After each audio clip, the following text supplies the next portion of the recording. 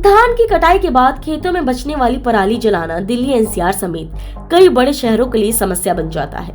इसके धुएं के कारण सितंबर से दिसंबर के बीच दिल्ली एनसीआर में स्मॉग छा जाता है और वायु गुणवत्ता सूचकांक खराब से बेहद खराब की श्रेणी में पहुंच जाता है। इससे लोगों का सांस लेना भी दूभर हो जाता है। आज सुबह देश की राजधानी दिल्ली में AQI बहुत खराब श्रेणी में 324 पर था। किसानों के खिलाफ कानूनी कार्रवाई समेत तमाम कोशिशों के बाद भी पराली जलाने पर रोक लगाना मुश्किल हो रहा है, क्योंकि इसमें खर्च बेहद कम आता है।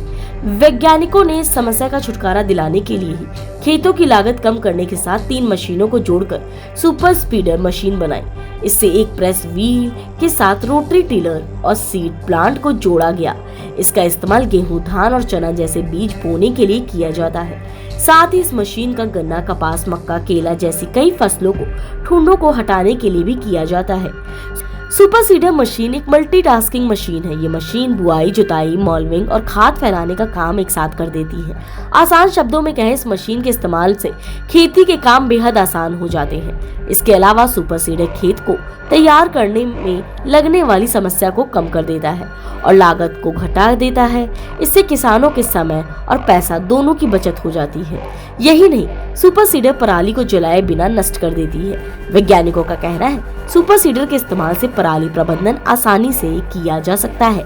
वहीं आपको बता दें, सुपर सीडर से बीज की बुआई और जमीन की तैयारी एक साथ हो जाती है। किसी भी फसल के थंडल को नरवाई कहा जाता है। वहीं धान की कटाई के बाद बचे हुए ठूंठ को पराली कहा जाता है। सुपर सीडर मशीन धान और गेहूं की पराली को छोटे छोटे टुकड़ों में बांटकर मिट्टी में मिला देती है। ऐसे में सुपर सीडर से फसलों की बुआई करने वाले किसानों को पराली जलाने की जरूरत नहीं पड़ती है। लिहाजा पराली को जलाने के साथ होने वाले वायु प्रदूषण भी नहीं होता है। वहीं जमीन के पोषक तत्व भी नष्ट नहीं होते हैं। साथ ही ज्यादा रासायनिक खाद का इस्तेमाल भी नहीं करना पड़ता है। इससे किसानों को पैसों में भी बचत होती है।